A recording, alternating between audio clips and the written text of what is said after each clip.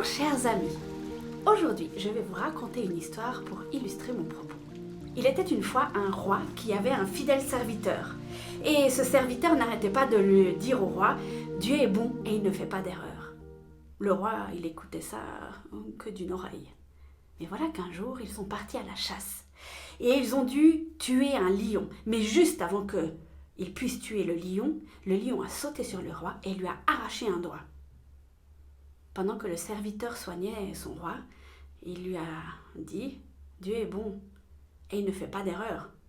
Le roi s'est mis dans une colère mais internationale parce qu'il s'est dit « Dis donc, t'es qui toi? Regarde, il me manque un doigt. Tu crois quand même pas que je vais dire que Dieu est bon et qu'il ne fait pas d'erreur ?» Et aussitôt, il a mis son serviteur en prison. Mais dans sa prison, le serviteur continuait à dire « Dieu est bon et il ne fait pas d'erreur ». Un jour, le roi est reparti à la chasse. Mais ce jour-là, il n'est pas tombé sur un lion. Il est tombé sur une tribu qu'il a capturée. Et dans cette tribu, ils avaient une particularité, ils faisaient des sacrifices humains. Quelle aubaine, ils avaient un roi sous la main pour le sacrifier. Alors ils l'ont préparé en vue de leur cérémonie, mais juste avant qu'ils le sacrifient, ils ont vu qu'il lui manquait un doigt. Mais ils n'ont pas pu le sacrifier, parce que dans cette tribu, on ne faisait pas des sacrifices incomplets. Et ils ont relâché le roi. « Dieu est bon et il ne fait pas d'erreur !» s'est dit le roi. Évidemment.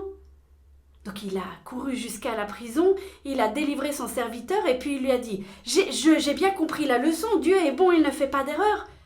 Mais toi, t'as pas arrêté de dire ça en prison. Comment tu peux dire que Dieu est bon et il ne fait pas d'erreur ?» Le serviteur a souri, il a regardé son roi et il a dit « Si j'avais pas été en prison, c'est avec toi que je serais allé, et c'est moi qu'ils auraient sacrifié. » Cher ami, je te l'accorde, c'est assez facile de dire que Dieu est beau quand tout va bien. Souvent quand ça commence à aller de travers, il y a une pensée qui s'installe en nous très rapidement. Si Dieu était bon, pourquoi est-ce qu'il me fait passer par là? La petite histoire que je vous ai racontée au début, elle prête assez à sourire. Puis quand on a toute l'histoire, on se dit « Ah ben évidemment, heureusement qu'on lui a arraché un doigt, heureusement qu'il a mis le serviteur en prison. » Et on avait toute l'histoire. Eh bien, quand on a des difficultés, quand on a des épreuves, quand on a vraiment des choses par lesquelles on doit passer qui peuvent être affreuses, on n'a pas toute l'histoire. On ne sait pas ce qui va arriver. Et surtout, on ne sait pas pourquoi. Alors, peut-être qu'on n'aura jamais d'explication. Peut-être qu'on aura une explication, mais des années après. Je crois qu'à un moment donné, il faut accepter qu'on n'est pas tout seul. Eh ouais, grande nouvelle, hein? Et que ce qui nous arrive dans notre vie peut parfois servir à d'autres.